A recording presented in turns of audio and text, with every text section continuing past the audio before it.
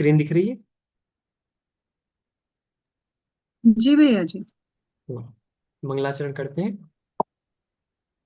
नमो अरिहंताणं, नमो सिद्धाणं, नमो आयरियाणं, नमो उवज्जायाणं, नमो लोए सव्वसाहुणम्। मोक्षमार्गस्य नेतारं, भित्तारं कर्मभूभृतां, ज्ञातारं विश्वतत्त्वानां, वंदे तद्गुणलब्धये। मूल सूत्रों का पाठ। सम्यक दर्शन ज्ञान चारित्राणि मोक्ष मार्गः, तत्वार्थ श्रद्धानम सम्यक दर्शनम, तन्निसर्गा दधिगमाद्वा, जीवा जीवास्रव बंध संवर निर्जरा, मोक्षास्तत्वम। नाम स्थापना द्रव्य भाव तस्तन्यासः, प्रमाणनयी रधिगमः। निर्देश स्वामित्व साधनाधिकरण स्थिति विधानतः, सत्संख्या क्षेत्र स्पर्शन कालांतर भावाल बहुत्वैश्च, मति श्रुतावधि मनः पर्यय केवलानि ज्ञानम। तत्प्रमाणे अद्य परोक्षम प्रत्यक्षमन्यत्, मति स्मृति संज्ञा चिंताभिनिबोध इत्यनर्थांतरम। तदिन्द्रियानीन्द्रिय निमित्तम अवग्रहेहावाय धारणः, बहु बहुविध क्षिप्रा निःसृतानुक्त ध्रुवाणां सेतराणाम्। अर्थस्य व्यञ्जनस्यावग्रहः न चक्षुरनिन्द्रियाभ्याम्, श्रुतं मतिपूर्वं द्वयनेकद्वादश भेदम्। भवप्रत्ययो बधिर्देवनार्काणां, क्षयोक्षम निमित्तः षड्विकल्पः शेषाणां, ऋजुविपुलमति मनः पर्ययः, विशुद्ध्य प्रतिपाताभ्यां तद्विशेषः। विशुद्धि क्षेत्र स्वामी विषयेभ्यो वधि मनः पर्ययोः, मतिश्रुतयोर्निबन्धो द्रव्येष्व सर्वपर्यायेषु। रूपेष्ववधेः तदनन्तभागे मनः पर्ययस्य, सर्वद्रव्य पर्यायेषु केवलस्य। अब यहां से 29 सूत्र हमने पढ़ लिए हैं। ठीक है। अब आगे का विषय हम यहां से पढ़ने जा रहे हैं। अगला सूत्र निकाल देता हूं।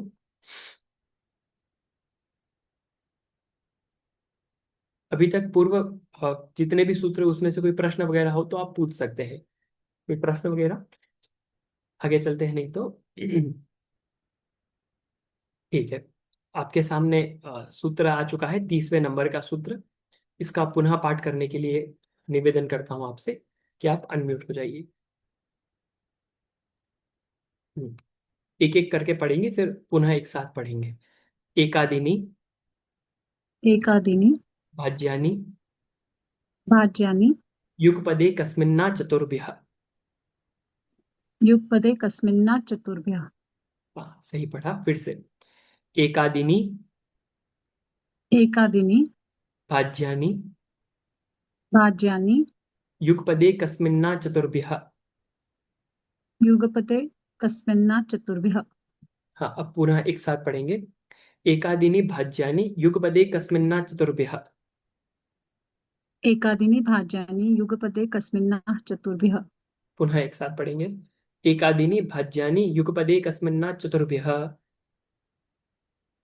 एकादिनी भाज्यानि युगपते कस्मिन्ना चतुर्भ्यः। हाँ, बिल्कुल सही पाठ किया। इसी प्रकार आदर्श पाठ सूत्रों का करना चाहिए। इस सूत्र में देखें तो कितने शब्द हैं। ये थोड़ा सा कठिन भी होगा। इस सूत्र में अधिक शब्द है। कितने हैं?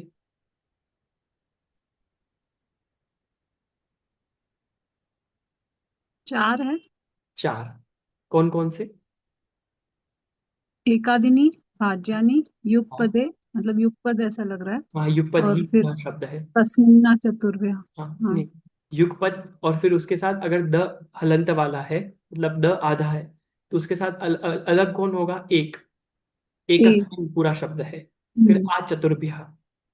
ठीक है। अच्छा। इस प्रकार कुल मिलाकर 5 शब्द है।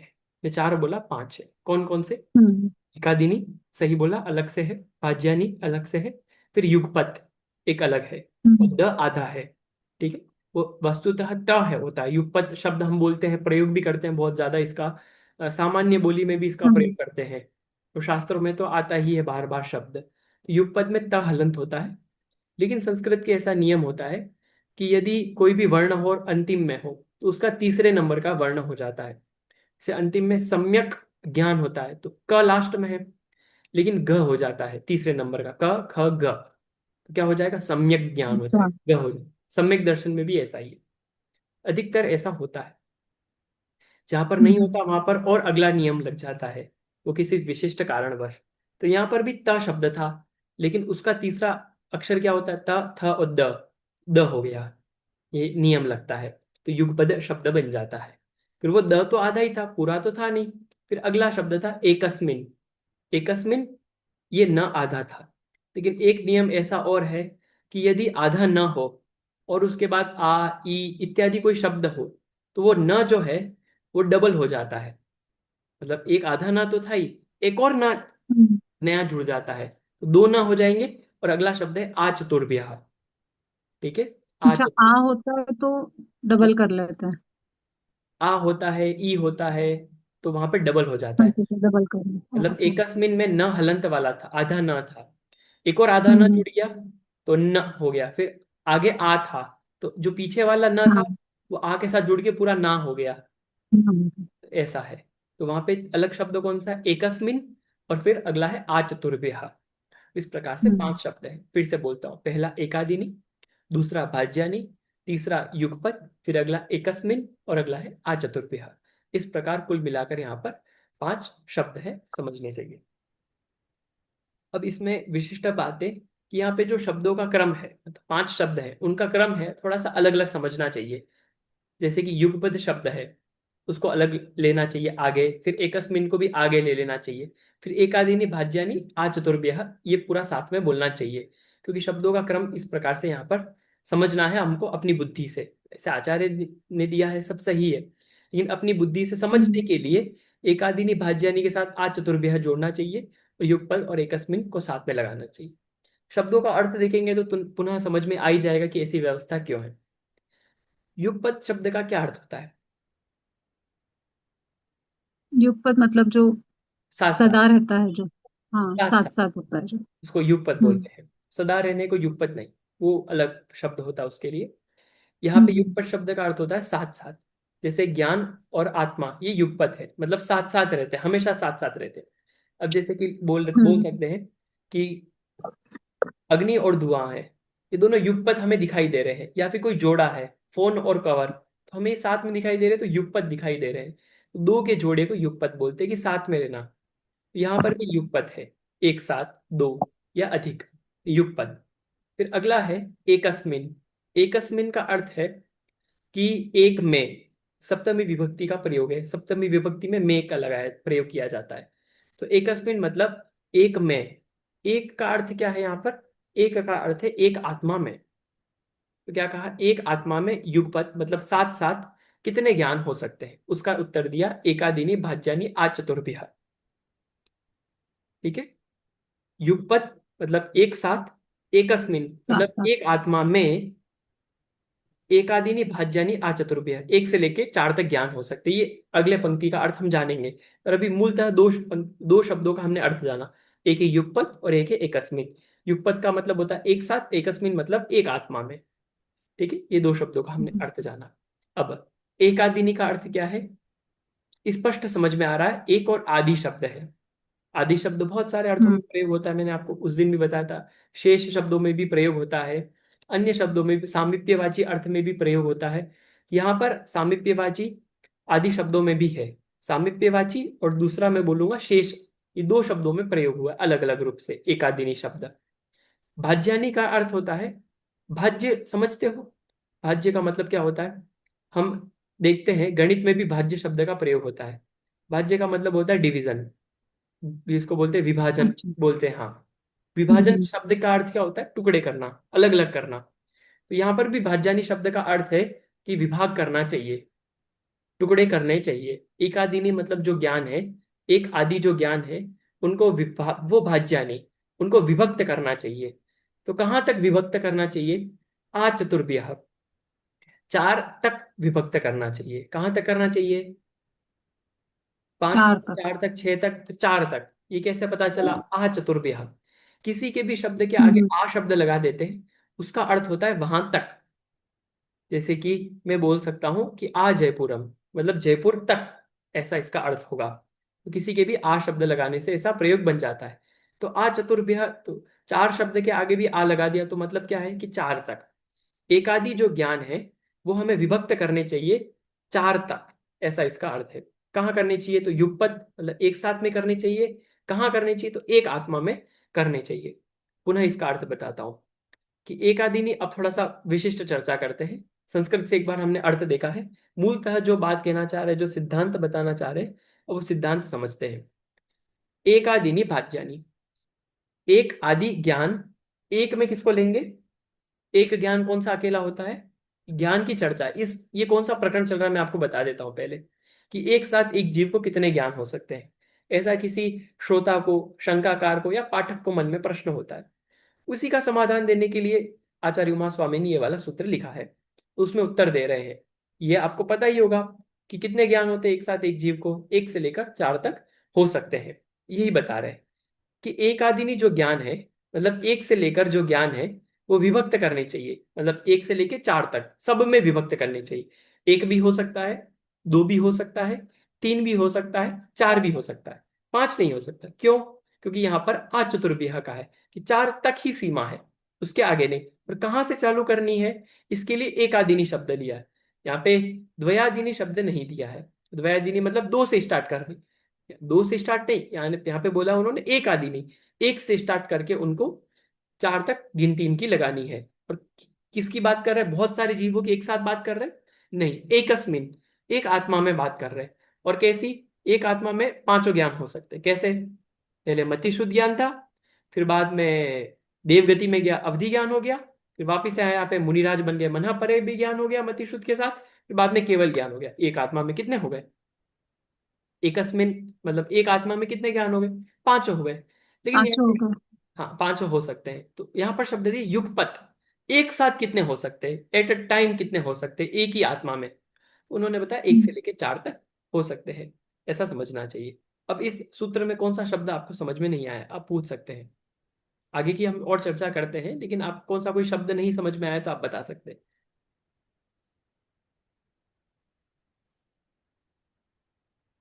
नहीं, आ गया समझ में। सूत्र तो समझ में आ गया ना? अब हाँ, इसकी चर्चा। एकादिनी में एक साथ लेना चाहिए ना, एक मतलब आदि, हिंदी हाँ। अर्थ होगा एक आदि। एक हम्म आदि से, मतलब एक आदि जो ज्ञान है, एक दो तीन, ये एक आदि ज्ञान है वो भाज्यानी, विभक्त करने योग्य है। भाज्य शब्द का अर्थ हम्म है एक आदि ज्ञान, विभक्त करने योग्य है चार तक, ऐसा। मैं पुनः एक थोड़ा सरल हिंदी, ये जो यहाँ पर अनुवाद करते हैं ना, वो अनुवाद हिंदी की दृष्टि से करते हैं। वो आप संस्कृत से शब्द लगाने जाओगे, जो नीचे लिखा है ना वो नहीं लगा पाओगे। हाँ। क्योंकि ये मैं आपको एक बात बताता हूँ, इस जो ये तत्वार्थ मणि प्रदीप है, इसके जो पाठक गण हैं, वो संस्कृत से अर्थ नहीं लगाएंगे। वो किससे अर्थ लगाएंगे? वो हिंदी हिंदी से ही पढ़ते जाएंगे और मूल सूत्रों को समझ लेंगे। चूंकि हम अलग हम्म से एक एक शब्दों का अर्थ भी देख रहे हैं, इसलिए वो मेल इतना नहीं खा पा रहा है। जैसे आप अन्य टीका देखोगे, एक तत्व मोक्ष शास्त्र तत्वार्थ सूत्र जिसका अपर नाम है, जो प्रकाशित हुई है सोनगढ़ से, जिस उस टीका के लेखककार हैं पंडित रामजी भाई माणिक चंद जी दोषी, बहुत बड़े विद्वान है सोनगढ़ की परंपरा के। तो उन्होंने जो लिखा है वो एक एक शब्द का अर्थ भी बताया, एकादिनी का क्या होगा, भाज्यानी का क्या होगा, युगपत का क्या, एकस्मिन का। और मूल ग्रंथकार है जैसे राजवार्तिक आदि जो लिखने वाले, उन्होंने भी एक एक शब्द का अर्थ बताई, वो तो उनकी परंपरा ही है। सो यहाँ पर इसके जो पाठक गण है तत्वार्थ मणि प्रदीप के, वो अध्यात्म प्रेमी ज्यादा है। सो उन्होंने उस प्रकार से ऐसा विश्लेषण नहीं किया। हम पढ़ रहे हैं तो हमको उस प्रकार से समझना चाहिए। ठीक है, और कोई प्रश्न? अब समझ नहीं। में आ गया पूरा सूत्र? हिंदी से अर्थ अगर हम बोलेंगे सटीक अनुवाद क्या होगा, कि एक साथ एक आत्मा में एक आदि से, एक आदि विभक्त करने चाहिए, एक आदि ज्ञान विभक्त करने चाहिए चार तक, ऐसा इसका शाब्दिक शब्दशः अनुवाद हिंदी में होगा। इसका यही अर्थ है कि एक से लेके चार ज्ञान एक जीव में पाए जाते हैं। ठीक है, अब देखते हैं कौन सा ज्ञान एक साथ एक जीव में रहता है। अब देखिए, थोड़ी सी मैं विशिष्ट बात बताऊंगा, समझने का प्रयास करना। एक शब्द का क्या अर्थ होता है? कोश में एक शब्द का आप अर्थ देखोगे, कोश माने डिक्शनरी में, एक शब्द का अर्थ होता है असहाय। असहाय एक अकेला ज्ञान होता है। कौन होता है? केवल ज्ञान। केवल ज्ञान असहाय क्यों होता है? क्योंकि उसको किसी की आवश्यकता नहीं रहती। ठीक है। केवल ज्ञान असहाय कहा गया है, मतलब उसको किसी की सहायता की आवश्यक नहीं है। वो अपने आप में परिपूर्ण है सारे पदार्थों को जानने के लिए। इसलिए एक जो ज्ञान होता है वो केवल ज्ञान होता है।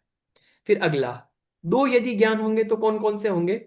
यदि दो किसी ज्ञान जीव को हैं तो निश्चित तौर पर वे मति और श्रुति ज्ञान ही होंगे। ठीक है। जैसे मैं हूं, मुझे मति और श्रुति ज्ञान है वर्तमान में। अब पता नहीं आपको शायद अवधि ज्ञान भी हो गया हो, मना परे ज्ञान तो नहीं होगा और केवल ज्ञान भी नहीं है। कदाचित किसी को यहाँ पर अवधि ज्ञान भी हो सकता है।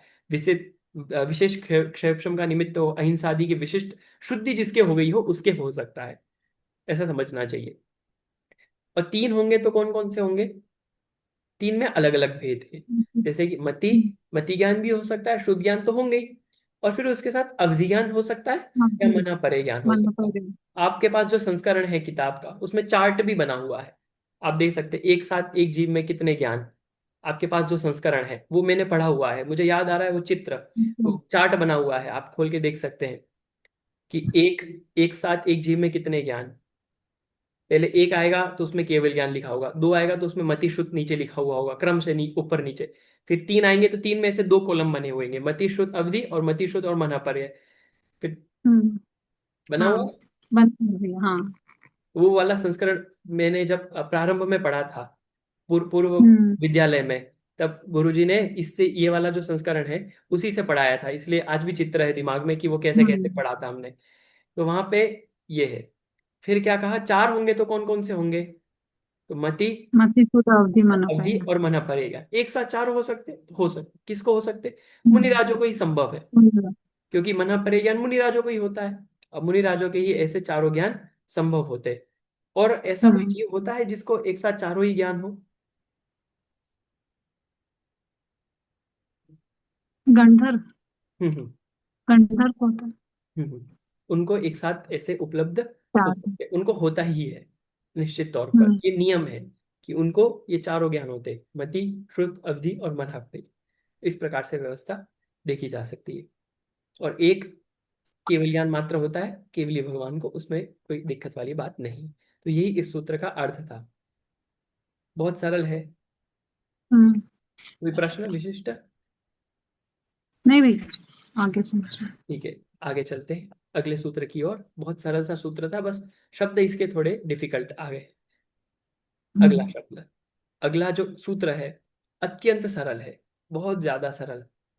पढ़ते हैं। मैं पाठ करूंगा, आप पुनः पाठ कीजिएगा। मति श्रुतावधयो मति श्रुता अवधयो विपर्ययश्च। विपर्ययश्च। पुनः पढ़ते हैं, मति श्रुतावधयो मति श्रुतावधयो विपर्ययश्च। विपर्ययश्च। पुनः एक साथ, मति श्रुतावधयो विपर्ययश्च। मति श्रुतावधयो विपर्ययश्च। ठीक है। अब यहाँ पे प्रश्न उठता है, ये पूरा जो प्रकरण चल रहा है वो किसका प्रकरण चल रहा है? सम्यक ज्ञान का प्रकरण चल रहा है। कैसे? कि प्रमाण की अभी तक चर्चा चल रही थी। जैसे ही मति श्रुतावधि मनः परे केवलानी ज्ञानम सूत्र बोला, उसको अगला ही सूत्र दे दिया आचार्य देव ने, तत्प्रमाण है। उसका क्या अर्थ होता है? कि ये जो सारे ज्ञान है वो प्रमाण है। प्रमाण का अर्थ होता है सम्यक ज्ञानम प्रमाण। ऐसा न्याय दीपिका ग्रंथ है, उस न्याय दीपिका ग्रंथ में लक्षण दिया। क्या दिया? सम्यक ज्ञानम प्रमाण। सारे ज्ञान प्रमाण नहीं होंगे, जो सम्यक ज्ञान होगा वही प्रमाण होगा। और वहां पर सम्यक का अधिकार चल रहा था, इसलिए वहां पर ज्ञान का तात्पर्य सम्यक ज्ञान था। सम्यक ज्ञान को ही वहां पर प्रमाण कहा गया है, वो पांच होते हैं। लेकिन यहाँ पर आगे बात कही कि अभी तक तो सम्यक का अधिकार था, लेकिन यहाँ पर मिथ्यात्व का अधिकार लाते हैं। मिथ्या का अधिकार लाते का तात्पर्य क्या है? कि यहाँ पर अब जो चर्चा चल रही है वो विपर्यय की चर्चा चल रही है। जो कुमति, कुश्रुत और कुअवधि या विभंगावधि ज्ञान होता है उसकी चर्चा यहाँ पर करते हैं। तो कितने कितने ज्ञान प्रमाणाभास होते हैं। प्रमाणाभास किसे कहेंगे? तो सम्यक ज्ञानम प्रमाणम है, तो मिथ्या ज्ञानम प्रमाणाभास। जो मिथ्या ज्ञान होता है, गलत ज्ञान होता है, उसको प्रमाणाभास कहते हैं। इस प्रकार यहाँ पर समझना चाहिए। इसका हमने सूत्र का पाठ किया, अब इसका शब्दशः अर्थ देखते हैं। मति श्रुत अवधय, मूल में शब्द है अवधि। वैसे अवधि शब्द जो है हमें ऐसा लगता है कि स्त्रीलिंग का शब्द होगा, क्योंकि आजकल ऐसी परंपरा है कि जो नाम होते हैं वस्तुतः उनमें बहुत सारी विकृति पैदा हो गई है। जैसे मेरा नाम है सुष्मित, इसका वास्तुतः कोई अर्थ होता नहीं है। मैंने खोज की इसकी, मेरे गुरुजी हैं, तो उनसे भी मैंने पूछा कि उन्होंने बताया कि सुस्मित होता तो अर्थ होता, या सुषमित होता तो भी अर्थ होता, लेकिन सुष्मित का अर्थ कोई नहीं है। तो ऐसे बहुत सारे शब्द प्रायः देखे जाते हैं। अब इसकी बहुत बड़ा इतिहास है, ऐसे अर्थ करोगे तो कदाचित बन जाता है। इन्हें से बहुत सारे, जैसे अवधि शब्द मैं बताना चाह रहा हूँ। अवधि शब्द भी पुल्लिंग का शब्द है, लेकिन आज किसी का नाम देखोगे अवधि, तो किस में पाया जाता है? स्त्रियों में नाम पाया जाता है।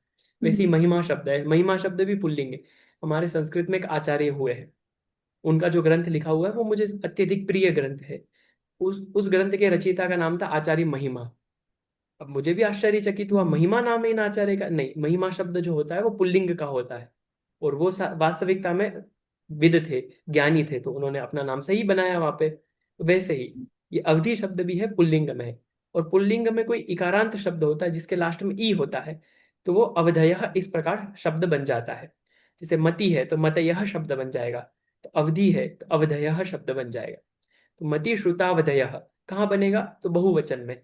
बहुवचन क्यों लगा रहे हैं? क्योंकि तीन तीन ज्ञान है, पूरा एक हम्म, शब्द है। मतलब इस पूरे अगर सूत्र में देखो तो तीन शब्द है। पहला मति श्रुतावधयो, दूसरा विपर्ययः, और लास्ट में च। पहले शब्द की चर्चा कर रहे हैं, मति श्रुतावधयः, मति, श्रुत और अवधि, ये तीनों की एक साथ चर्चा कर रहे हैं बहुवचन होने के कारण। विपर्ययः मतलब विपरीत होते हैं। च मतलब विपरीत होते हैं। और च समुच्चयवाची है। च का अर्थ च के भी बहुत सारे अर्थ होते हैं। च विकल्पवाची भी होता है, च समुच्चयार्थक भी होता है। यहाँ पे च समुच्चयार्थक, समुच्चय का अर्थ क्या होता है? कि दो चीजों को एक साथ समुच्चय कर रहा है, मिला रहा है, इकट्ठा कर रहा है। ठीक है, तो देखिए किस किस चीजों को मिला रहा है। कि मति श्रुतावधि विपर्य ज्ञान होते, इतना अर्थ है नहीं, विपरीत भी होते हैं। समुच्चय कर रहा है मतलब वो सम्यक भी होते हैं, और विपर्य मतलब विपरीत भी होते हैं। तो ये भी शब्द को बताने के लिए यहाँ पर च शब्द लगाया है, नहीं तो फिर अर्थ नहीं बैठेगा। फिर क्या अर्थ होगा? मति हम्म, शताब्दी विपर्य ही होते हैं, ऐसा अर्थ कोई ले ले? हाँ। नहीं। च लगाने का तात्पर्य है, क्योंकि हमने अभी देखा था कि बहुत सारे शब्दों की अनुवृत्ति ले ली जाती है। ठीक है, जब अनुवृत्ति ले ली जाती है तो कदाचित इतना अनुवृत्ति लगा लगा के इतना छोटा कर रहे हैं सूत्र को, तो च शब्द एक्स्ट्रा क्यों जोड़ दिया? तो उसका बहुत बड़ा प्रयोजन है। वो हमें समझना चाहिए कि समुच्चय में उसका अर्थ है कि वो दोनों जगह जा रहा है, कि हम्म, सम्यक में भी जा रहा है और विपरीत में भी जा रहा है। ये च शब्द का प्रयोग का कारण है। इस प्रकार तीन शब्द है और उनका अर्थ है कि मति श्रुता। अब यहाँ पे अधिकार तो ही ज्ञान का, सम्यक का अधिकार नहीं है। अब देखो, मैं एक और आपको बात बताता हूँ कि सूत्रों में अधिकार कैसे छूटता है।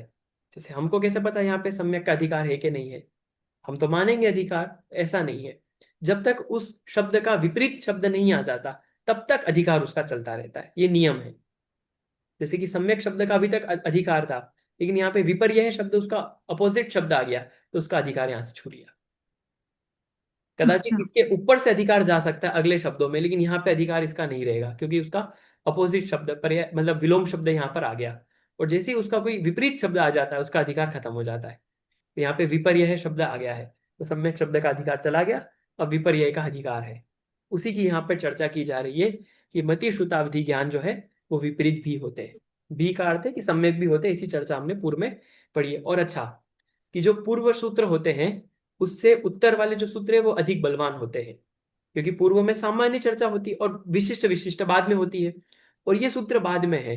तो इसका अगर च नहीं लगाते तो क्या अर्थ होता? कि विपरीत ही होते हैं। बाद में है तो प्रधानता इसकी होती, उसका अर्थ छूट जाता। इसलिए भी च का बहुत विशिष्ट महत्व है, इसलिए जानबूझकर लगाना ही पड़ा आचार्य देव को, इसे समझना चाहिए। तो ये इस सूत्र का अर्थ होगा। अब यहाँ पर प्रश्न उठता है कि मति ज्ञान, शुद्ध ज्ञान और अवधि ज्ञान ही क्यों विपर्य होते हैं? इसका क्या कारण है? इसका कारण बहुत सरल है कि कोई भी ज्ञान है, कोई कुज्ञान और सुज्ञान, इन दोनों में भेदक तत्व क्या है? भेदक तत्व मतलब कैसे माने कि ये सुज्ञान है और कैसे माने कि ये कुज्ञान है। उनमें भेदक तत्व है मिथ्यात्व और सम्यक्त्व। मिथ्यात्व का अर्थ है मिथ्या श्रद्धान, और सम्यक्त्व का अर्थ है सम्यक श्रद्धान। यदि जीव को सम्यक श्रद्धान माने सम्यक दर्शन है, तो समझ जाइए कि उसको सुज्ञान है। और उसी जीव को यदि मिथ्या दर्शन है, मिथ्या ज्ञान, मिथ्या दर्शन मिथ्यात्व है, समझ लीजिए उसी जीव को क्या है? कुज्ञान है, इस प्रकार हम्म। समझना चाहिए। अब देखिए, जब भी मन पर यह ज्ञान होता है तो निश्चित तौर पर उस जीव को सम्यक दर्शन होता ही होता है। नियम है कि जिस भी जीव को मन पर ज्ञान है उसको सम्यक दर्शन होगा ही होगा। क्यों नियम है? क्योंकि मन पर ज्ञान मुनिराजों को ही होता है, और मुनिराज बिना रत्नत्रय के हो ही नहीं सकते। ये क्लियर बात है कि मुनिराज में पहला गुण है कि उनमें रत्नत्रय होवे, और यदि रत्नत्रय नहीं तो मुनिराज कैसे? और रत्नत्रय है, मुनिराज है, तो निश्चित तौर पर उनका ज्ञान होगा। उनके सम्यक्त्व पाया उनके सम्यक्त्व होने से, पाया जाने से, उनका मन परे ज्ञान भी निश्चित तौर पर सुज्ञान की श्रेणी में ही आएगा। तो दूसरा केवल ज्ञान। केवल ज्ञान है वो तो परमावगाढ़ सम्यक्त्व के साथ उत्पन्न होता है, सामान्य सम्यक दर्शन नहीं। आत्मानुशासन ग्रंथ में सम्यक दर्शन के 10 भेद किए, उसमें एक भेद है परमावगाढ़ सम्यक दर्शन। ऐसा सम्यक दर्शन जो कभी छूट ही नहीं सकता, 3 काल में परमावगाढ़, एकदम आगाढ़ सहित है, दृढ़ता पूर्वक है। तो ऐसे सम्यक्त्व को वहां पर परमावगाढ़ सम्यक्त्व का। तो जब तक परमावगाढ़ सम्यक्त्व नहीं होगा तब तक केवल ज्ञान भी नहीं होगा। ये सिर्फ किनको होता है? परमावगाढ़ सम्यक 13वें 14वें गुणस्थानवर्ती जिनको केवल ज्ञान होता है उनके ही कहा गया। हम्म। वो परमावगाढ़ सम्यक्त्व उनके पाया जाता है। ऐसे सम्यक्त्व वर्ती जो जीव है उसके निश्चित तौर पर ज्ञान होगा, केवल ज्ञान सच्चा ही होगा, सुज्ञान ही होगा। इसलिए केवल ज्ञान को भी वहां पर सर्वथा प्रमाण की श्रेणी में लिया है, कुज्ञान की श्रेणी में नहीं ली। बाकी 3 बचे ज्ञान। अब मति ज्ञान तो सामान्य मिथ्या दृष्टि जीवों को भी हो जाता है, इसमें कोई आश्चर्य नहीं। और जितने सम्यक दृष्टि, उससे बहुत ज्यादा मिथ्या दृष्टि जीव है जिनको मति ज्ञान है। इसलिए मति ज्ञान, कुमति और सुमति 2 प्रकार का हुआ। शुद्ध ज्ञान है। शुद्ध ज्ञान भी सम्यक दृष्टि जीव को भी हो सकता है, मिथ्या दृष्टि जीव को भी हो सकता है। तो इसके लिए भी इसके सु और कु से 2 भेद हुए। और अवधि ज्ञान है। अवधि ज्ञान भी 2 कैसे हो सकता है?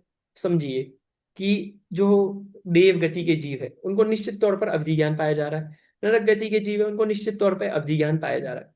लेकिन सभी नारकी और सभी देवों को सम्यक दर्शन तो नहीं है। बहुत सारे मिथ्या दृष्टि घूम रहे हैं देवों में भी, नारकियों में भी, लेकिन उनको अवधि ज्ञान है। तो उनका कौन सा अवधि ज्ञान है जिनको सम्यक्त्व नहीं है और अवधि ज्ञान है? उसको हम्म। वो अवधि भी बोलते हैं, और कहीं कहीं उसके लिए विभंगावधि शब्द का भी प्रयोग किया जाता है। विभंगावधि को अवधि को ही वहां पर बताया जाता है। आपको शास्त्र में कदाचित विभंगावधि शब्द मिल जाए, यही अर्थ उसका समझना चाहिए कि वो मलिन अवधि ज्ञान है, सच्चा अवधि ज्ञान नहीं। स्पष्ट होगी बात? हाँ। अब हमने क्या जाना कि भेदक तत्व क्या है? हम्म। बताइए। सुज्ञान और जी कुज्ञान, भाई। प्रमाण या प्रमाणाभास में भेदक तत्व क्या है? अलग कैसे करें कि ये प्रमाण है, ये प्रमाणाभास है? वो मिथ्यात्व है कि सम्यक्त्व है हाँ हाँ उससे? हाँ, यही यही यही चाह रहा था उत्तर, कि वो सम्यक दर्शन है कि नहीं है उसको, या मिथ्या दर्शन है कि नहीं है। उससे पता चलता है कि हम्म। ये ज्ञान प्रमाण है या प्रमाणाभास है, ये सुज्ञान है या कुज्ञान है। अब देखिए, कोई प्रश्न करे, ज्ञान अलग है, दर्शन अलग है। जैसे कि सोना होता है, सोने को कितने भी कीचड़ में डाल दो कभी मलिन होता है? नहीं होता। तो ये ज्ञान भी मलिन हो जा रहा है दर्शन के उसमें आकर। मिथ्यात्व है तो है, वो रस्सी को रस्सी जान रहा है तो जान रहा है, उसमें गलत क्या जान रहा है वो? अब सम्यक दृष्टि भी रस्सी को सांप थोड़ी ना जान रहा है, या स्पेशल रस्सी थोड़ी ना जान रहा है। अब रस्सी को उतना ही जान रहा है। अब कोई सामान्य जीव है जो मिथ्या दृष्टि भले हो, लेकिन वो भी रस्सी को रस्सी जान रहा है। एक के ज्ञान को तो आप प्रमाण बोलते हो, और एक के ज्ञान को प्रमाणाभास बोलते हो। ऐसा क्यों भाई? इसमें ऐसा क्या है? देखिए, इतना समझिए कि यद्यपि यहाँ पे अनेकांत है। इसके लिए दूसरा उदाहरण देते हैं कि जैसे तुम्बी का कोई बर्तन हो, कड़वी तुम्बी होती है, उसका कोई बर्तन हो और उसमें यदि दूध रखा जाए, क्या होगा? दूध कैसा हो जाएगा? कड़वा हो कड़वा फट जाएगा। जाए। कड़वा हो जाएगा दूध, दूध अपने गुणों को छोड़ देगा। वैसे ही यदि मिथ्यात्व का भाजन है, बर्तन, भाजन का अर्थ होता है बर्तन, मिथ्यात्व का कोई बर्तन है, यदि उस बर्तन में आप ये ज्ञान रूपी दूध डालोगे तो निश्चित तौर पर वो अपना रूप छोड़ के मिथ्यात्व रूप में परिणमित हो जाएगा, प्रमाणाभास की श्रेणी में चला जाएगा। तो देखिए, यहाँ पर इतनी बात समझनी चाहिए कि आधार और आधेय 2 चीजें होती हैं। आधार का मतलब होता है कि जैसे कि ये रुमाल है और ये हाथ है, तो रुमाल क्या हो गया? आधेय। आधे। और नीचे हाथ क्या हो गया? आधार। आधार। वैसे ही आत्मा क्या है? आधार। आधे। आधार है। आधार है। उसमें रहने वाला हम्म। ज्ञान क्या है? आधे। अधेय। ऐसा आधेय आधार भाव संबंध होता है। यहाँ पर भी ये संबंध है। तो यदि आधार मलिन होता है, जैसे कड़वी तुम्बी है, वो आधार है, हम्म। और उसमें आधेय दुग्ध है, तो यदि आधार मलिन हो तो कदाचित उससे आधेय भी मलिन हो जाता है। ठीक है। तो वैसे ही यहाँ पर यदि आत्मा मलिन है, मिथ्या दर्शन से मलिन है, यदि आधार मलिन है, उसमें रहने वाला ज्ञान भी मलिन हो जाता है, आधेय भी मलिन हो जाता है। अब वो स्वर्ण वाला उदाहरण दिया था, तो यहाँ पर भी समझना चाहिए कि ज्ञान का कुछ नहीं होता, ज्ञान गुण का नहीं होता। क्योंकि पर्याय बदलती रहती है, इसलिए उसके पर्याय में परिवर्तन होता ही होता है। अब उस उदाहरण को थोड़ा और आगे आगे बढ़ाएं। स्वर्ण है, यद्यपि वो स्वर्ण शुद्ध रूप में विद्यमान है, लेकिन उसको शुद्ध सोना नहीं कहा जाता। जब तक आप उसको तपाओगे नहीं, तब तक वो शुद्ध सोना नहीं होगा। भले ही आप कितना भी बोलते रहो कि सोना तो सोना है, हम भी बोल रहे ज्ञान तो ज्ञान है, ज्ञान नहीं छूट रहा, लेकिन अभी मलिन ज्ञान है। समझना चाहिए। ठीक है। अब मेरा। तो जैसे रस्सी को आप बोल रहे थे, जैसे हाँ रस्सी को रस्सी ही जान रहे हैं, हाँ हाँ तो अपन बोलते हैं कि मतलब ये भी मिथ्या ही है ना। हाँ हाँ हाँ, मैं तो मुझे उसमें पता, मैं यही मिथ्यात्व बोलने का वाला दोष था। क्यों आता है? हाँ हाँ, हाँ मैं हाँ। यही बोलने वाला था कि उसके ज्ञान को मिथ्यात्व क्यों कह रहे हैं, जबकि जान तो सही रहा है, गलत कहाँ जान रहा है। उसका उत्तर आचार्य देव ने अगले सूत्र में दिया है। उसको हमें, उसके लिए हमें अगला सूत्र पढ़ना पड़ेगा। अभी तो हमने इतनी ही चर्चा की है। ठीक है। हम्म। और कोई प्रश्न इसके अलावा? नहीं। नहीं। नहीं। अब अगला हम पढ़ते हैं, अगला सूत्र जिसमें आपका जो प्रश्न था उसका समाधान भी आपको प्राप्त हो जाएगा। 32वां सूत्र। अब देखिए इस सूत्र को पढ़ने से पहले मैं आपको कुछ चीजें बता देता हूँ। इसमें ऐसा है कि कोई व्यक्ति है, आपके जो मन में प्रश्न उठ रहा है उसी को थोड़ा और आगे बढ़ा रहे हैं। कोई व्यक्ति है जिसको सम्यक दर्शन है, और वह रस्सी को सांप जान रहा है, वो सांप को रस्सी जान ले रहा है, उसका ज्ञान सम्यक ज्ञान है। लेकिन कोई व्यक्ति है, वो मिथ्या दृष्टि है, रस्सी को रस्सी जान रहा है, सर्प को सर्प जान रहा है, तो उसको भी उसका ज्ञान कैसा है? प्रमाणाभास है, गलत ज्ञान है। ऐसा क्यों? उसमें क्या है? ऐसा भेद क्या है? तो उसके लिए अगला सूत्र दे रहे हैं।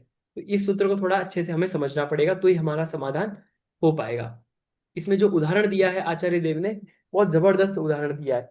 ये उदाहरण आपने बहुत प्रवचनों में सुना होगा, लेकिन वो उदाहरण आया कहाँ से? तो इस सूत्र से वो उदाहरण आया है, वो पागल पुरुष का उदाहरण। ठीक है। इस सूत्र को पढ़ते हम्म। हैं। पुनः पाठ के लिए आप अनम्यूट रहिए। सदसतोर सदसतोर विशेषात विशेषात यदृच्छोपलब्धे ददृच्छोपलब्धे रुन्मत्तवत्। उन्मत्तवत्। ठीक है।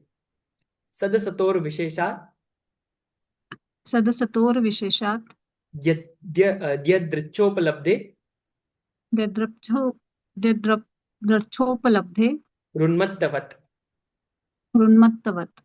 फिर से पढ़ते। सदसतोर विशेषा सदसदोर विशेषा यदृच्छोपलब्धे ददृच्छोपलब्धे रुन्मत्तवत्। उन्मत्तवत्। ठीक है, अब पुनः एक साथ पढ़ते हैं। सदसतोर विशेषा यदृच्छोपलब्धे रुन्मत्तवत्। सदसतोर विशेषाद्य दृच्छोपलब्धे उन्मत्तवत्। ठीक है। अब इसमें कितने शब्द हैं? ये तो पूरा एक शब्द दिख रहा है? नहीं, इसमें बहुत सारे शब्द हैं, अलग अलग हैं सबका। सब यहाँ पे संधि से एक जैसे लग रहे हैं, पर अलग अलग है। हम्म। जैसे कि मैं आपको बताता हूँ। ठीक है। पहला शब्द है सदसतोह। पहला इतना, ये जो विसर्ग है उसका र हो गया है। हम्म। यहाँ पे अगला विसर्ग था। फिर अगला है अविशेषात। यहाँ पे, यहाँ तक शब्द है अविशेषात, ये अगला शब्द है। ठीक है। फिर तीसरा शब्द है, यहाँ पे द था। अब देखिए,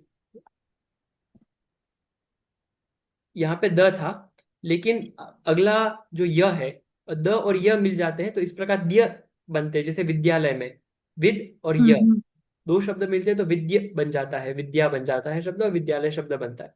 यहाँ पर भी विशेषात में जो त था, वो त का द हो गया क्योंकि अंतिम होने के कारण, और फिर य से मिल गया तो फिर बन जाएगा विशेषाद्य। तो वहां पे विशेषात शब्द है दूसरा, अविशेषात। फिर अगला तीसरा शब्द है यदृच्छोपलब्धे है।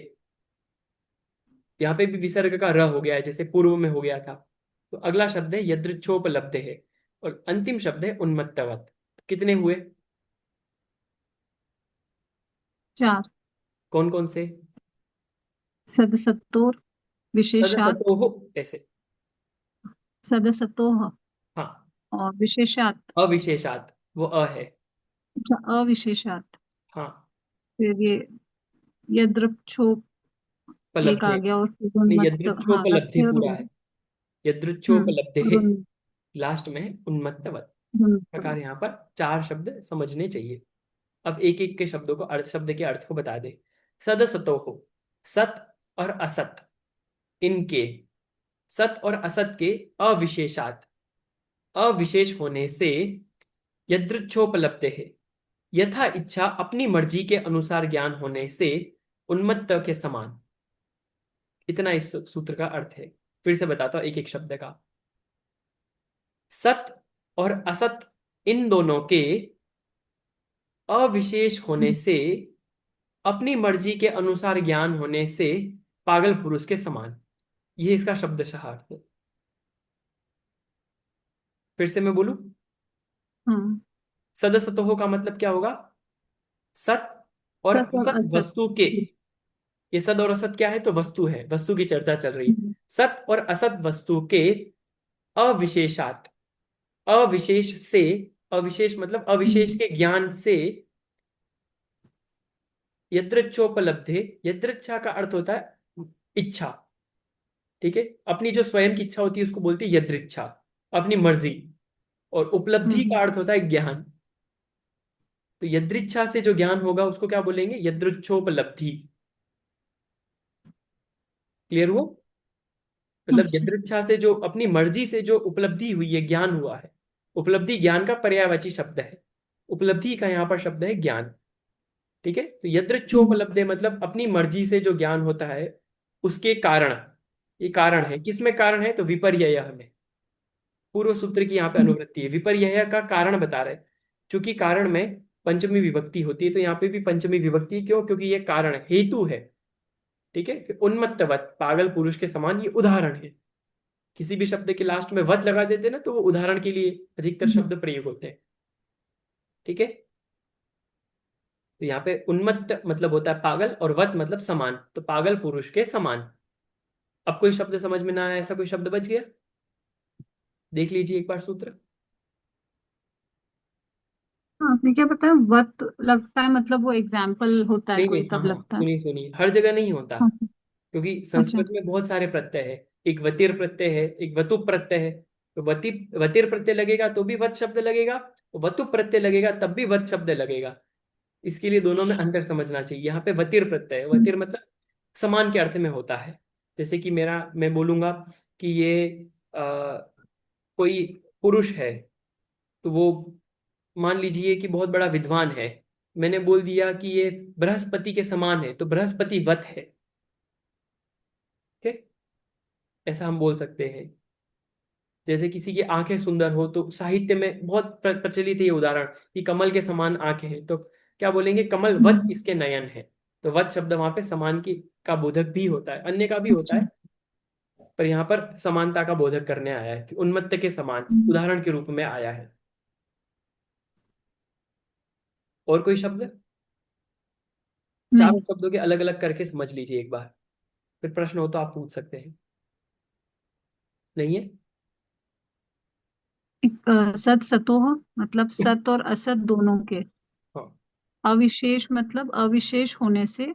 हाँ। यदृच्छोपलब्ध मतलब अपनी मर्जी से जो ज्ञान होता है। और उन्मत्तवत मतलब उन्मत्त, मतलब जो पागल पुरुष के समान। हाँ हाँ, यही अर्थ है।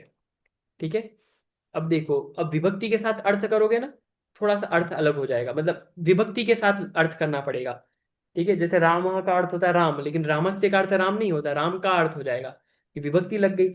यहाँ पर भी सब में हम्म। विभक्ति है, इसलिए ऐसा अर्थ करना पड़ेगा। सत और असत वस्तु के, वस्तु तक अर्थ नहीं है, के तक अर्थ करना पड़ेगा। सत और असत वस्तु के अविशेषात, मतलब अविशेष होने से, यदृच्छोपलब्धे है, यदृच्छा उपलब्धि के कारण, अपनी मर्जी से ज्ञान होने के कारण, पागल पुरुष के समान, ऐसा इसका शब्द सह अर्थ होगा। अब इसको पढ़ते हैं, इसका विशिष्ट अर्थ देखते हैं। संस्कृत से अर्थ समझ लिया कि देखिए, जैसे कि उन्मत्त, उन्मत्त मतलब होता है पागल पुरुष। और कदाचित उन्मत्त का अर्थ होता है जो मदिरा पान करके आता है व्यक्ति, उसको भी उन्मत्त बोलते हैं। ठीक है। कोई मदिरा पान करके व्यक्ति आया है और वो क्या मानता है, किसी भी पदार्थ को कुछ भी बोल देता है, क्योंकि उसने शराब पी है, उसको नशा चढ़ा हुआ है। तो किसी भी वस्तु को कुछ और कथन करने देने से, जैसे वो कथन करता है, मिथ्या दृष्टि भी वैसा ही कथन करता है। पागल पुरुष के समान कथन करता है मिथ्या दृष्टि। भले सच को सच कह रहा है, लेकिन वो पागल पुरुष के समान कथन कर रहा है। पागल वस्तु, पागल जो जीव है, वस्तु में सत्य और असत्य का निर्णय नहीं कर सकता। जैसे इसका उदाहरण अब मैं आपको बताता हूँ, जो आपने प्रवचनों में बहुत सुना होगा। जैसे पागल पुरुष मदिरा पान कर कर घर पे आता है, माँ को माँ और पत्नी को पत्नी कह भी दे तो भी वह झूठा है। क्यों झूठा है उसको पता नहीं है, वो गलती से बोल रहा है वहां पर भी। कदाचित वो हम्म, पत्नी को माँ और माँ को पत्नी कहे, तब भी उसका ज्ञान झूठा है। और माँ को माँ और पत्नी को पत्नी कहे, तब भी उसका ज्ञान झूठा है। ठीक है। क्यों उसका ज्ञान झूठा हम्म, है? क्योंकि उसमें निर्णय करने की क्षमता नहीं है। ठीक है। उसमें निर्णय करने की क्षमता का अभाव होने से उसके ज्ञान को सही नहीं माना जाता है। उसी प्रकार यहां पर समझना। अब देखते हैं, सत वस्तु होती है, कुछ असत वस्तु होती है। सत का अर्थ क्या होता है? प्रशस्त, सत्य। और असत हम्म, का अर्थ क्या होता है? अप्रशस्त। ठीक है। तो सत्य और असत्य, इन दो प्रकार की जो वस्तु है, ठीक है, जो प्रशस्त तत्व ज्ञान है, तो ऐसा समझिए, प्रशस्त तत्व ज्ञान और जो अप्रशस्त तत्व ज्ञान है, उन दोनों में अविशेषात, अविशेषात का अर्थ क्या होता है, थोड़ा सा खुलासा करता हूं। एक होता है सामान्य, एक होता है विशेष। आप किसी भी दो वस्तुओं में भेद किससे करते हो? सामान्य से करते हो कि विशेष से करते हो? विशेष। हाँ, हमने अभी पूर्व में पढ़ा था। कहाँ पढ़ा था? विशेष शब्द आया था। हाँ। विशेष शब्द का क्या अर्थ था? कि उन दोनों में भेद करने के लिए विशेष आया था। कि उन्होंने बताया कि अवधि ज्ञान और मन परे ज्ञान में क्या विशेष है। तो विशेष से ही आप भेद कर सकते हो, सामान्य से भेद नहीं कर सकते। हम्म, वैसे ही और भी आगे आया था कि मन परे ज्ञान के भी दो भेद होते, उनमें भी क्या विशेष है, उनमें भी भेदक तत्व क्या है। तो किसी भी दो वस्तु में जब हमको अंतर करना होता है तो सामान्य से नहीं कर सकते। जैसे कि हमें अंतर करना है जीव और पुद्गल में, तो उसमें विशेष से अंतर करना पड़ेगा कि जीव के विशेष ज्ञानादि है और पुद्गल के विशेष वर्णादि है, तो इससे आप भेद कर पाओगे। अब सामान्य दोनों में क्या है कि जीव में भी द्रव्यत्व है, पुद्गल में भी द्रव्यत्व है, अब भेद करो, दोनों में द्रव्यत्व है। तो सामान्य से भेद नहीं कर सकते, किससे भेद करना पड़ेगा? विशेष। विशेष से। अब जो सद वस्तु थी और एक असद वस्तु थी, एक प्रशस्त तत्व ज्ञान था और एक अप्रशस्त तत्व ज्ञान था। तो प्रशस्त और अप्रशस्त, ये दो प्रकार की जो तत्व ज्ञान थे या वस्तु थी, उनमें अविशेषात, मतलब विशेष का ज्ञान नहीं होने से। स्पष्ट हुई बात? कि विशेष का ज्ञान, ज्ञान नहीं होने से, जब उसको विशेष का ज्ञान नहीं था तो क्या किया उसने, कि अपनी मनी मर्जी के अनुसार जो ज्ञान हुआ, उसके कारण ज्ञान में विपरीतता आती है।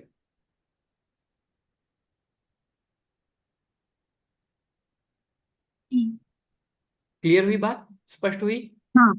हम्म, तो मैं बोल देता हूं एक बार कि अब देखो, सत और असत के और भी अर्थ हैं। एक सत का अर्थ होता है विद्यमानता, असत का अर्थ होता है अविद्यमान। मतलब कोई वस्तु विद्यमान है और कोई वस्तु अविद्यमान है। कोई वस्तु अविद्यमान भी होती है। होती है क्या कोई वस्तु अविद्यमान? होती होगी। मतलब पता नहीं मुझे, विद्यमान मतलब एक्चुअली विद्यमान मतलब क्या बोलेंगे उसको? विद्यमान मतलब अस्थि, है वस्तु है। अच्छा, जो है। हाँ। तो कोई हाँ। वस्तु अविद्यमान भी होती, विद्यमान का अर्थ होता है जैसे कि ये यहाँ पर विद्यमान है, हाँ। तो ये विद्यमानता है।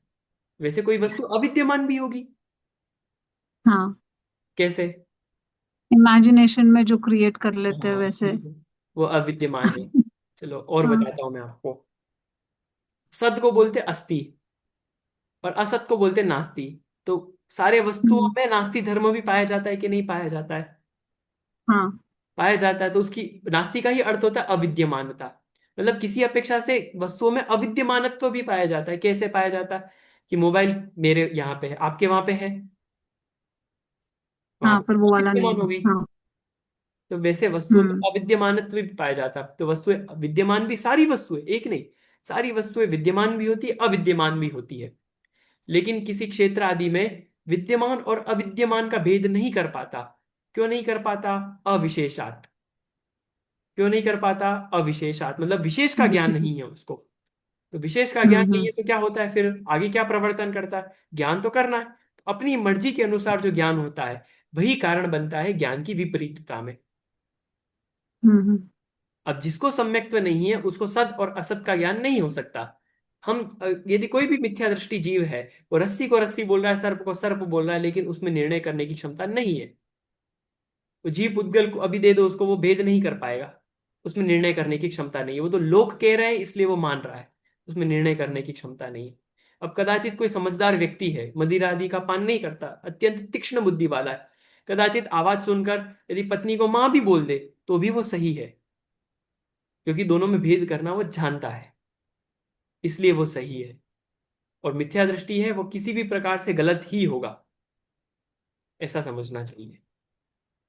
स्पष्ट होगी बात? अब पूरी आपको बात समझ में आ गई? हम्म उन्मत्तवत, ये जो मदिरा पान करके व्यक्ति आता है, उन्मत्त का दूसरा अर्थ पागल पुरुष भी होता है। तो इस प्रकार पागल व्यक्ति हम्म कैसा व्यवहार करता है, उस प्रकार से ये मिथ्या दृष्टि व्यवहार करता है। जिस प्रकार हम पागल व्यक्ति को देखते हो वो कैसा व्यवहार करता है, वैसे ही सम्यक दृष्टि भी मिथ्या दृष्टि को देख के बोलते हो वो कैसा व्यवहार करता है। जीव और पुद्गल में हम्म भेद नहीं कर पा रहा।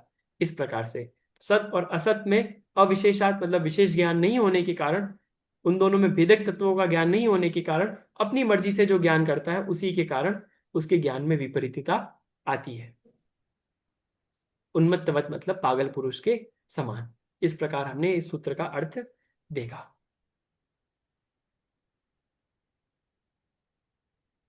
तो सत और असत के बहुत सारे अर्थ हम्म हो सकते हैं, इतना समझना। सत का अर्थ अस्ति भी होता है, असत का मतलब नास्ति, विद्यमान अविद्यमान, प्रशस्त अप्रशस्त, बहुत सारे अर्थ शास्त्रों में किए गए हैं सत और असत के। लेकिन अस्ति नास्ति करेंगे तो ज्यादा समझ में आएगा, मतलब विद्यमान और अविद्यमान हम्म। में ज्यादा समझ में आता है। जैसे कि मैं हूं, मैं क्या हूं? मैं आत्मा हूं।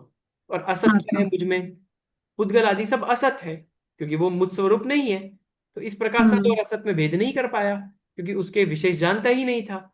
उसके विशेष नहीं हम्म जानता तो अपनी मर्जी से किसी को भी जीव बोल रहा है, शरीर आदि को जीव बोल रहा है, अपनी मर्जी से अपने आप को पुद्गल आदि बोल रहा है।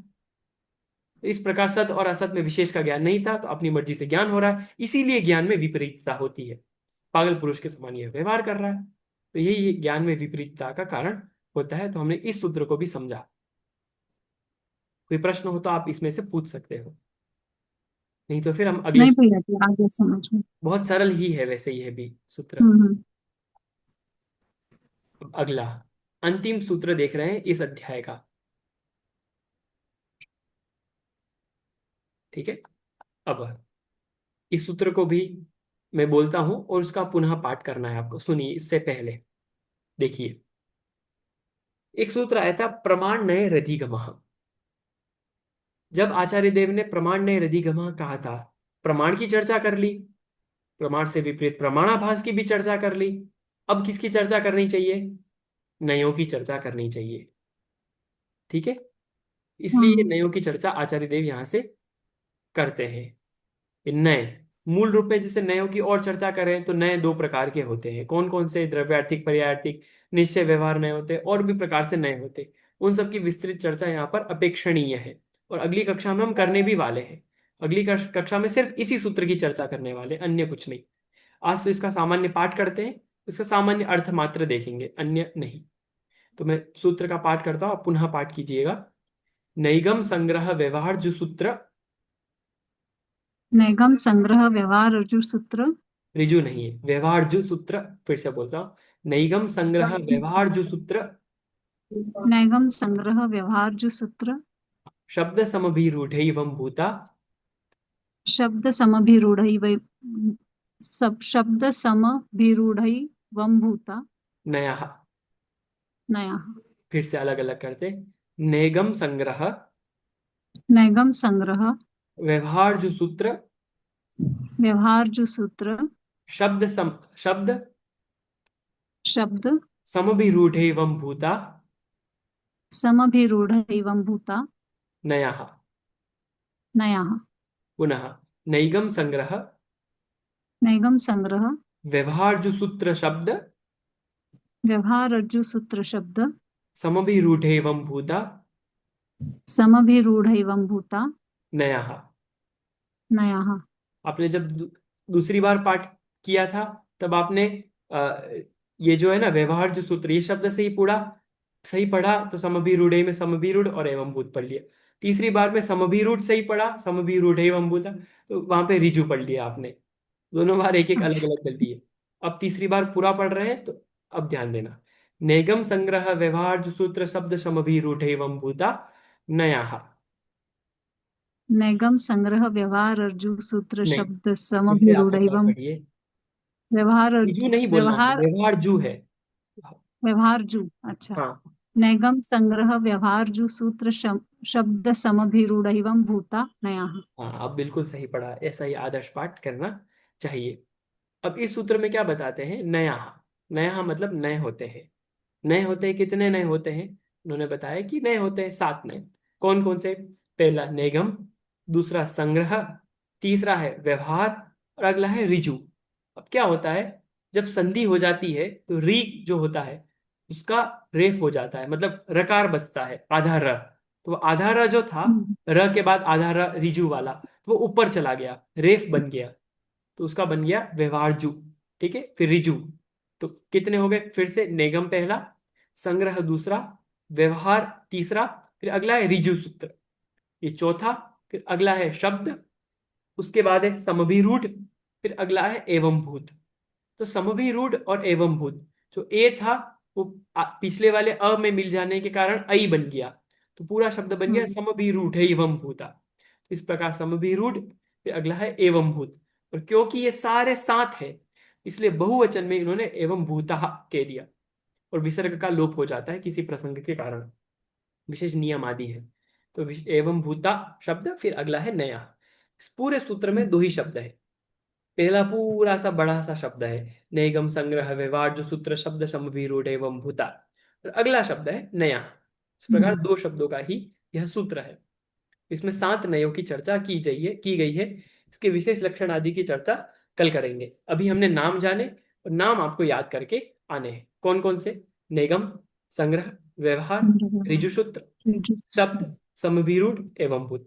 इस प्रकार से हमें ये 7 नए जानने चाहिए। और कोई प्रश्न? नहीं भैया। इस सूत्र में से तो वैसे क्या ही प्रश्न होगा, इसका हमने अर्थ ही अभी तक नहीं देखा। इसका और हाँ। विशिष्ट अर्थ कल देखेंगे। अभी हमने नाम जाने, जो मूल सूत्र में थी हम्म। वही बात जानी, क्योंकि एक एक नए को थोड़ा समझने में समय लगेगा। अब एक नए की चर्चा कर दी तो कम से कम थोड़ा तो समय दे, कम से कम 7-8 मिनट उसको समझने की, उसमें समय लगेगा, इसलिए उसकी चर्चा विस्तृत रूप से कल ही करेंगे। आज कोई भी प्रश्न हो तो आप पूछ सकते हैं, नहीं तो आज की कक्षा पूर्ण करते हैं। नहीं कोई प्रश्न नहीं। कोई प्रश्न नहीं? आज की कक्षा पूर्ण करते हैं, अंतिम में अंतिम मंगल जिनवाणी की विनय करते हुए। अनन्तधर्मणस्तत्त्वं हम्म। पश्यन्ति प्रत्यगात्मनः अनेकान्तमयी मूर्तिर्नित्यमेव प्रकाशताम्। आपको सादर जय जिनेन्द्र। जय